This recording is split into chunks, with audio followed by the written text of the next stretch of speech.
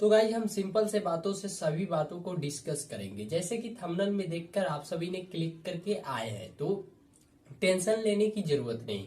अब हम बता रहे हैं, जैसे मैं रैंक से रिलेटेड यह सारे वीडियो आपने देख लिया होगा। अगर देख लिए होंगे तो आपका बहुत सारे डाउट वहां पर क्लियर होगा।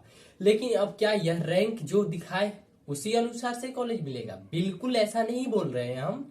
100% उस पर विश्वास मत करो, लेकिन 99% विश्वास करके चलो।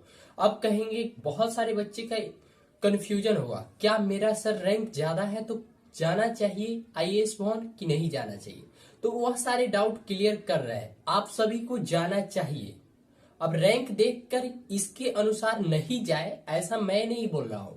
अगर बोल दूं तो आप बाद में कमेंट करेंगे सर के कारण हम नहीं गए और हमसे हाईएस्ट रैंक वाला स्टूडेंट गया तो उसको कॉलेज मिल गया। इसलिए बोल रहा हूं कि आप सभी जाओ, सभी जाओ। तब तो जाकर वहां पर पता चलेगा आपका रैंक इस साल कितना तक रह गया, आपका रैंक कितना तक रह गया और कितने से मिस्टेक हुआ से आपको नहीं मिला। तो कंफर्म यह बात क्लियर रही है कि सभी को जाना है आईएएस भवन। अब जाने के लिए क्या क्या डॉक्यूमेंट चाहिए उस पे हम वीडियो यह बना चुके हैं, जो जाकर देख लेना। अब यहाँ पर भी एक कंफ्यूजन अभी भी है। अब क्या बोनाफाइड बनाने के बाद एडमिशन कैंसिल हो जाता है? बोनाफाइड बनाने का बाद कैंसिल हो जाता है एडमिशन?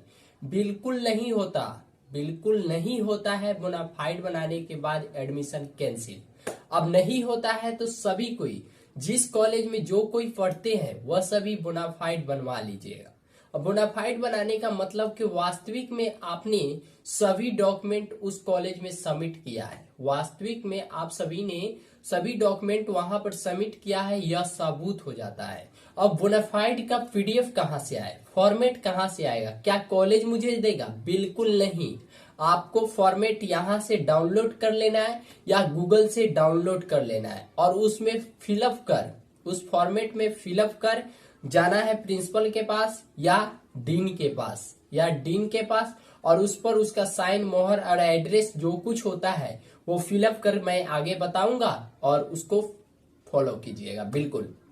अब तो बोनाफाइड वाला बात क्लियर हुआ, रैंक से रिलेटेड बात क्लियर हुआ। अब रैंक कार्ड कट ऑफ के बारे में हम डिस्कस करें तो कट ऑफ आप सभी को हम बता दिए, उसी कट ऑफ के अंतर्गत सिलेक्शन होगा। लेकिन जाना सभी हो सके उससे 100-200 रैंक हाई भी जाएगा, 100-200 रैंक आराम से हाई भी जाएगा, क्योंकि सभी बच्चे मॉप अप में नहीं जाते, बहुत सारे बच्चे नहीं भी जाते और बहुत सारे जाकर भी नहीं लेते, बहुत सारे जाकर भी एडमिशन नहीं लेते, क्योंकि उनको मन पसंदीदा कॉलेज नहीं मिलता है या मन पसंदीदा कोर्स नहीं मिलता है।